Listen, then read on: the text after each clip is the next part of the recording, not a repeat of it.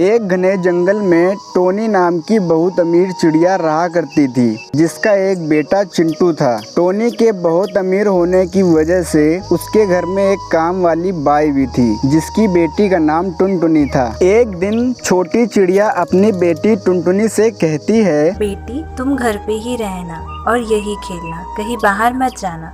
मैं Tony ma'am साहब के यहाँ जाकर काम कर आती हूँ। ठीक है माँ, तुम जाओ। छोटी जब टोनी के घर पहुंचती है तब छोटी ये कुछ पैसे रख लो और जब तुम घर का सारा काम कर लेना तब मेरे और मेरे बेटे के लिए बाजार से कुछ खाने के लिए ले आना। ठीक है मालकिन, मैं जैसे ही घर का सारा काम कर लूँगी मैं तुरंत आपके और आपके बेटे के लिए खाने के लिए कुछ बाजार से ले आऊँगी। फिर कुछ देर बाद छोटी चिड़िया बाजार से कुछ फल खरीद कर ले आती है। फिर तब टोनी छोटी से बोलती है कि अरे छोटी, तुमने ये फल जमीन पर क्यों रख दिए?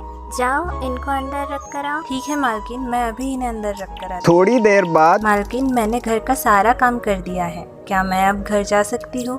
क्योंकि मैं भी एक माँ हूँ और मेरी भी एक छोटी सी बेटी है और मैं उसे घर पर अकेला छोड़कर आई हूँ। वो मेरा इंतज़ार कर रही होगी, क्या मैं जाऊँ? नहीं छोटी, तू अभी घर नहीं जाएगी। मेरा बेटा कब से भूखा है, पहले मेरे बेटे को कुछ खिला दे फिर चली जाना। ठीक है मालकिन। फिर वह उसके बेटे चिंटू को खाना खिलाकर वहाँ से चली जाती है। और फिर अगले दिन जब छोटी काम करने वापस आती है तब क्यों रे छोटी, क्या खिला कर गई थी मेरे बच्चे को? मेरा बेटा भूखा ही है।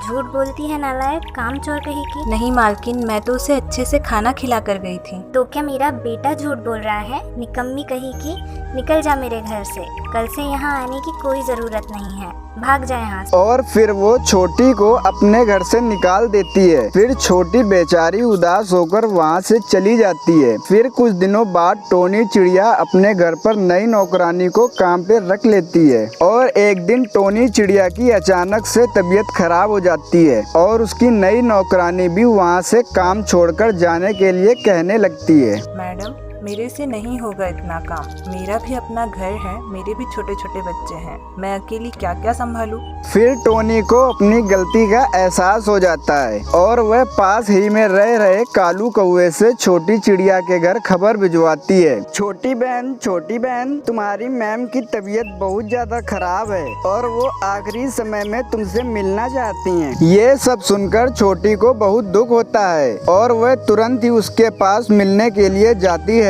और उनका अच्छे से ख्याल रखने लग जाती है। फिर कुछ दिनों बाद उसकी मालकिन की तबीयत पहले जैसी स्वस्थ हो जाती है। फिर टोनी छोटी से माफी मांगती है। मुझे माफ़ कर दो छोटी, मैंने तुम्हारे साथ बहुत गलत किया।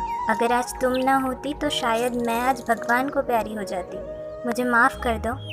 ये सब अपनी मालकिन के मुंह से सुनता देख छोटी को बहुत दुख होता है और वह उन्हें माफ कर देती है। फिर उसकी मालकिन उसे वापस काम पे रख लेती है और उसकी तनख्वाह भी पहले से ज्यादा बढ़ा देती है। फिर वह सभी पहले की तरह साथ साथ रहने लग जाते हैं।